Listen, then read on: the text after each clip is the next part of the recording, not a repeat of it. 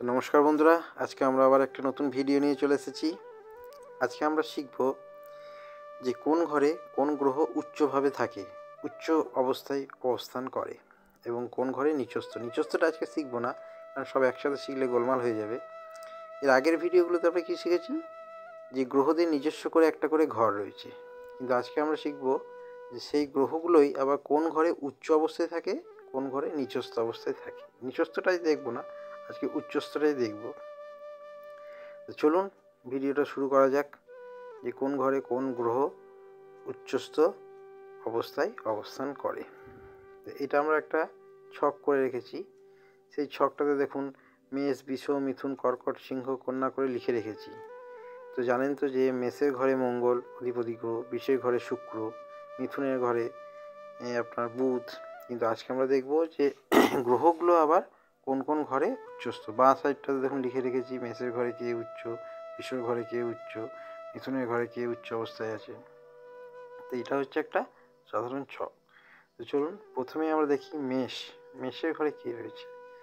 মেষের ঘরে রয়েছে দেখুন 1 নম্বরে রবি এবং সূর্য, রবি বা সূর্য একই জিনিস, রবি যা সূর্য তাই। তা এরা মেষের ঘরে উচ্চ। তো মেষের ঘরে এরা উচ্চ কেন অবস্থায় অবস্থান করে সেটা আমরা ভিডিও শেষের দিকে বলে দেব। সাধারণ একদম কনসেপ্ট, আপনারা সহজেই বুঝতে পারবেন। এখন দেখা যাক যে কোন ঘরে কে উচ্চ অবস্থায় রয়েছে। তাহলে মেষের ঘরে কে, রবি এবং সূর্য। আচ্ছা, তো এরপর আমরা যাব 2 নম্বরে কে রয়েছে, বৃষর ঘরে কে রয়েছে দেখুন চন্দ্র এবং রাহুটা অনেকজন বলে জ্যোতিষশাস্ত্রে যে রাহুটাও বৃষর ঘরে উচ্চস্থ। চন্দ্র বৃষর ঘরে উচ্চস্থ, তারপরে রাহু। 3 নম্বরেও আবার রাহু উচ্চস্থ মিথুনের ঘরে, তাহলে রাহু 2টো ঘর হলো। 4 নম্বরে কর্কটের ঘরে কে, বৃহস্পতি। 5 নম্বরে সিংহর ঘরে কেউ নেই। আচ্ছা, 6 নম্বরে দেখুন কন্যার ঘরে কে উচ্চস্থ, বুধ উচ্চস্থ। বুধের এটা নিজস্বই ঘর, সেই কারণে উচ্চস্থ বুধ, ঠিক আছে। 7 নম্বরে তুলার ঘরে কে, শনিদেব উচ্চস্থ তুলার ঘরে। 8 নম্বরে বৃশ্চিকের ঘরে কে, কেতু উচ্চস্থ। আচ্ছা, 9 নম্বরে ধনুর ঘরে কে উচ্চস্থ, কেতু। তাহলে কেতুরও 2টো ঘর রইল, রাহুরও 2টো ঘর উচ্চস্থ। আচ্ছা, 10 নম্বরে কে রয়েছে, মকরের ঘরে মঙ্গল উচ্চস্থ। 11 নম্বরে কুম্ভর ঘরে কেউ নেই। আচ্ছা, 12 নম্বরে শুক্রের ঘরে মিনের ঘরে শুক্র উচ্চ অবস্থায় অবস্থান করে। এতদূর আপনারা নিশ্চয়ই বুঝতে পারলেন কনসেপ্টটা। তো এরপর আমরা দেখব যে মেষের ঘরে রবি কেন উচ্চস্থ হয়। একদম সাধারণ বিষয়। মেষের ঘরে রবি, মেষের অধিপতি গ্রহ মঙ্গল। আচ্ছা, রবিকে আমরা কি বলেছি, আত্মাকারক গ্রহ। তা মেষের মঙ্গল হচ্ছে শরীর। তাহলে রবি যদি আত্মা হয়, তাহলে আত্মার জন্য কি দরকার, শরীর। তাহলে আত্মার জন্য শরীর জন্য দরকার মঙ্গল, তাই রবি মঙ্গলের ঘরে কমফোর্টেবল, সেই জন্য উচ্চ অবস্থায় রয়েছে। আবার তারও সাধারণ একটা উপায় দেখুন, রবি সবাইকে আলো দিচ্ছে, গোটা পৃথিবীকে, সেই আলোয় সবাই আলোকিত হয়েছে। তাই রবিকে যদি আমরা রাজা ধরি, তাহলে জ্যোতিষশাস্ত্রে মঙ্গলকে ধরা হয় সেনাপতি। তাই রাজা সবসময় সেনাপতির ঘরে কমফোর্টেবল থাকে, সুরক্ষিত থাকে, তাই সেই ঘরটা তার উচ্চ অবস্থায় থাকে। সেই জন্য রবিকে মঙ্গলের ঘরে উচ্চ অবস্থায় দেওয়া হয়েছে, উচ্চ অবস্থায় থাকে। আচ্ছা, তারপর আমরা কি দেখব, যে বৃষর অধিপতি গ্রহকে শুক্র সবসময় কি চায়, আনন্দ, ভোগ, বিলাস, এইসবগুলো শুক্রের এন্টারটেনমেন্টগুলো শুক্র পছন্দ করে। চন্দ্র কি, আমাদের মন আমাদের সবসময় কী চাই, যে আনন্দ ফুর্তি করব এইসবগুলো, তাই সে শুক্রের ঘরে উচ্চ অবস্থায় অবস্থান করে। মন সবসময় কি চায় যে আমরা কষ্ট করব, দুঃখ করবো, এইসব চাই না। মন সবসময় চায় আনন্দ করব, তাই মন শুক্রের ঘরে উচ্চ অবস্থায় থাকে। রাহুও তাই, একই সেম জিনিস, রাহুরও তাই। আচ্ছা, এরপরে দেখুন আমরা কি দেখব, যে 3 নম্বর মিথুনের ঘরে বুধ হচ্ছে একটা কি, যুবরাজ টাইপের গ্রহ।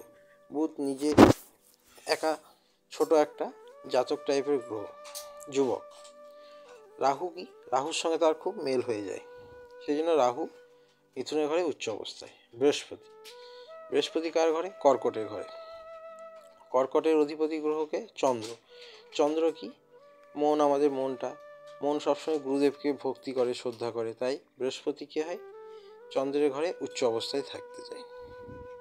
ঠিক আছে। 5 নম্বরে সিংহ। সিংহর ঘরে কেউ অবস্থান করে না।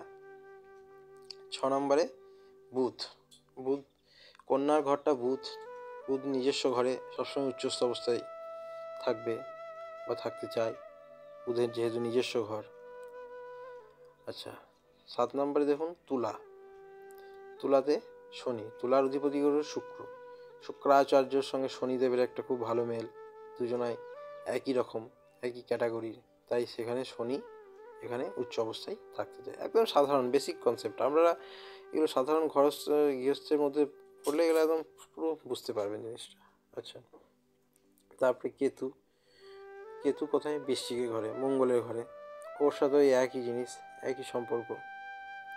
ধনু, বৃহস্পতি কেতু মেল মেশ করে থাকতে চায়। মকর, মকরে কি হচ্ছে? শনি। শনিদেব, শনি হচ্ছে কি? পরিশ্রম করায়, কষ্ট করায়, তাই মঙ্গল কি? সেনাপতি। সেনাপতির সঙ্গে মঙ্গল শনির কিরম মেলটা? একটা কী বলবো আপনাদেরকে, সেনাপতিরা সবসময় কী করে? সৈন্যদেরকে পরিচালিত করে, সেই জন্য শনির ঘরে মঙ্গল। আচ্ছা, শুক্র, বৃহস্পতি। শুক্রাচার্য, বৃহস্পতিচার্য, বৃহস্পতি গুরুদেব, তাদের মধ্যে একটা ভালো মেলা থাকে, সেই জন্য শুক্রদেব বৃহস্পতির ঘরে ভালোভাবে অবস্থান করে। আচ্ছা, এইদিকে দেখুন আমি আরও ভালোভাবে লিখে রেখেছি, তাহলে জিনিসটা আপনারা নিশ্চয়ই বুঝতে পারছেন যে কী আমি বলতে চাইছি। আমি বোঝাতে পারছি না কি বলতে পারছি না, আপনারা যদি বুঝতে পারেন তাহলে কমেন্টে লিখবেন যে বুঝতে পারছি জিনিসগুলো। আমি যতটা পারছি বোঝানোর চেষ্টা করছি, পুরোটা ব্যাখ্যা করে বোঝানোর চেষ্টা করছি যে কোন ঘরে কে কীভাবে, একদম সাধারণ বেসিক কনসেপ্ট। এই যেমন ধরুন 10 নম্বরে মঙ্গল, মকরের ঘরে মঙ্গল উচ্চস্থ, কী কারণে? মকর হচ্ছে শনিদেবের ঘর। শনিদেব হচ্ছে কি, ওটা আগেই বললাম আপনাদেরকে এই ব্যাখ্যাটা। তো এইভাবে পুরোটা আপনারা প্র্যাকটিস করুন, দেখুন নিশ্চয়ই আপনাদের মধ্যে একটু একটু করেও জ্ঞানের আলো বেরোবে। আশা করি সবাইকে বোঝাতে পেরেছি। ধন্যবাদ।